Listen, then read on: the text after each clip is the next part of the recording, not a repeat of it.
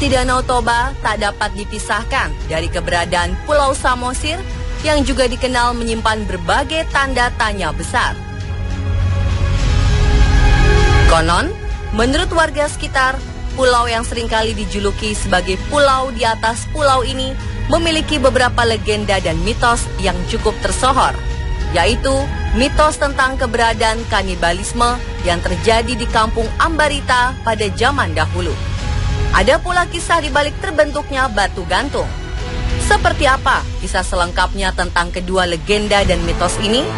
Inilah kelanjutan misteri series Danau Toba bagian kedua.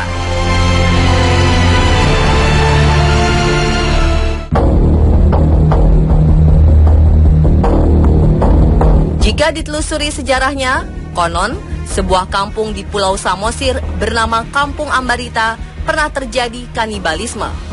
Adanya kanibalisme ini bukan untuk memenuhi kebutuhan pangan warga, namun dengan maksud memberi hukuman pada para penjahat perang, pengkhianat, maupun mata-mata yang ada di kerajaan Sialagan. Ini terpaksa dilakukan karena para penjahat yang dihukum dipercaya memiliki ilmu hitam yang cukup tinggi. Oleh karena itu, sang raja memutuskan untuk menghukum dengan cara memberikan hukuman pancung di kepala menggunakan pisau yang sangat tajam. Kabarnya, dalam melakukan hukuman pancung pada seseorang yang berilmu hitam, pisau yang digunakan hanya dapat ditancapkan dengan sekali ayunan saja agar berfungsi. Uniknya, sebelum pisau pancung ditancapkan ke kepala penjahat, biasanya raja memerintahkan seorang dukun untuk mencari tahu di mana letak penjahat menyimpan kesaktian ilmu hitamnya. Setelah ditemukan, maka bagian tubuh tersebut akan mendapat ritual khusus agar kesaktiannya segera lenyap. Seusai dipancung, kepala penjahat akan digantung di pagar kerajaan selama 3 hari. Hal ini dilakukan guna menimbulkan efek jera bagi penjahat lainnya. Lalu oleh sang dukun, kesaktian penjahat ini akan dipersembahkan kepada sang raja, dengan syarat sang raja harus memakan organ tubuh si penjahat. Menurut sejarah, hukum adat dari kerajaan Sialagan ini berjalan sebelum masuknya misionaris yang membawa ajaran agama di Pulau Samosir.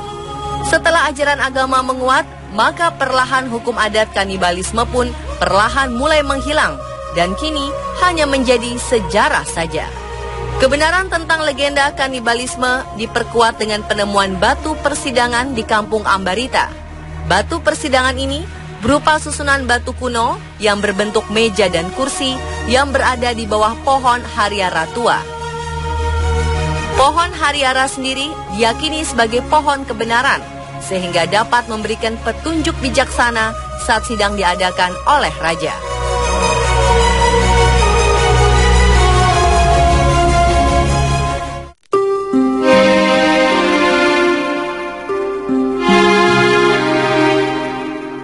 Ada satu hal mistis lainnya dari tanah Samosir, yaitu legenda batu gantung.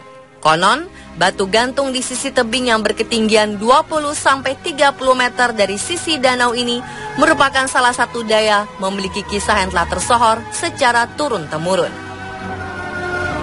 Kisah bermula dari adanya sepasang suami istri dengan seorang anak perempuannya bernama Seruni. Mereka hidup di sebuah desa kecil tepi Danau Toba.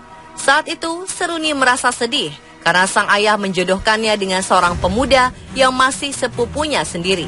Padahal, di waktu bersamaan, Seruni telah menjalin hubungan serius dengan seorang pemuda di desanya.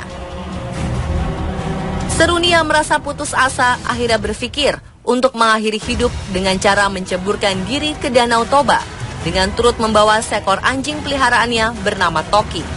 Saat berjalan ke arah tebing di tepi danau, tiba-tiba Seruni terperosok ke dalam sebuah lubang batu besar hingga masuk ke dasarnya. Karena merasa tak dapat berbuat apa-apa dan tidak bisa meminta pertolongan pada siapapun, akhirnya Seruni memilih untuk mati di dalam lubang batu ini. Seruni pun berteriak dengan menggunakan bahasa Batak, "Parapat, parapat," yang artinya rapatkan, rapatkan. Anehnya, Seketika batu-batu ini semakin bergerak merapat dan menghimpit tubuh Seruni, seakan sedang mengabulkan permintaan yang tadi diteriakinya. Beberapa saat setelah Seruni terhimpit, muncullah sebuah batu besar menyerupai tubuh seorang gadis yang seolah sedang menggantung pada dinding tebing di tepi Danau Toba. Orang-orang yang menyaksikan kejadian ini mempercayai bahwa batu gantung ini merupakan penjelmaan dari sosok Seruni. Kini, batu gantung telah menjadi keajaiban alam serta legenda rakyat yang telah diwariskan menjadi kekayaan serta keistimewaan tersendiri bagi Danau Toba, khususnya Pulau Samosir.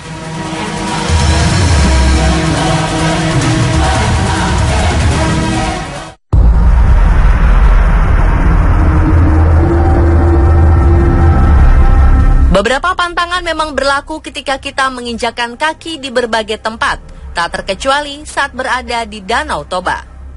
Di tempat ini diterapkan beberapa pantangan yang sebaiknya dipatuhi agar terhindar dari bahaya, seperti harus berbicara dan berperilaku sopan, dilarang berbuat asusila, dilarang menyakiti hewan, serta dilarang membuang sampah sembarangan, terlebih sampah yang berasal dari benda-benda yang dianggap tak sopan. Bahkan warga setempat mempercayai beberapa kisah tentang orang-orang yang melanggar berbagai pantangan yang telah diterapkan, seperti tentang seorang perempuan yang membuang sampah pribadinya ke Danau Toba, lalu dengan seketika ia tertimpa sebuah kejadian misterius. Sang perempuan seakan ditarik oleh sosok tak kasat mata hingga masuk dan tenggelam di danau ini. Ada pula kisah yang tak kalah menyeramkan, yaitu dahulu sempat ada kapal yang mengangkut sekelompok rombongan di Danau Toba.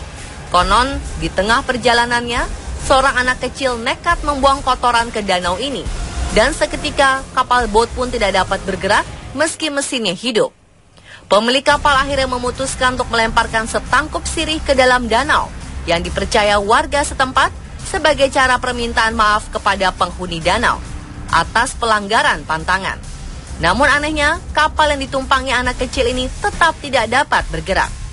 Akhirnya pemilik kapal nekat untuk melemparkan anak kecil ini ke dalam danau sebagai pengorbanan agar dapat menyelamatkan nyawa penumpang lain. Ibu dari sang anak yang tak rela melihat kejadian ini akhirnya langsung turut melompat ke dalam danau. Keduanya mati tenggelam. Baru setelah itu kapal dapat bergerak kembali. Satu lagi pantangan yang ada di sekitar Danau Toba, kali ini adalah wajib mengucapkan kata permisi. Saat melewati salah satu goa misterius di balik lembah dan jalan yang berliku menuju lokasi danau. Kabarnya, bila tidak mengucapkan kata permisi, atau yang dalam bahasa Batak disebut santabi opung, maka mesin kendaraan akan mati secara tiba-tiba. Bahkan ada pula yang meyakini, selain mengucapkan permisi, siapapun yang melewati goa misterius ini harus pula meletakkan sebatang rokok yang sudah menyala. Kebenaran mengenai semua pantangan ini memang masih dipertanyakan. Terlepas dari itu semua, ada baiknya kita selalu bersikap sopan dan bertanggung jawab ketika berada dimanapun, termasuk di Danau Toba.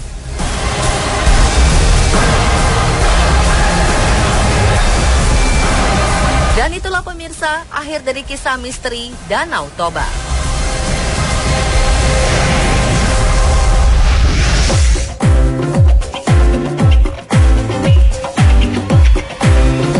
Tahukah Anda, ternyata ide penciptaan lemari es sudah ada sejak tahun 1700 sebelum Masehi.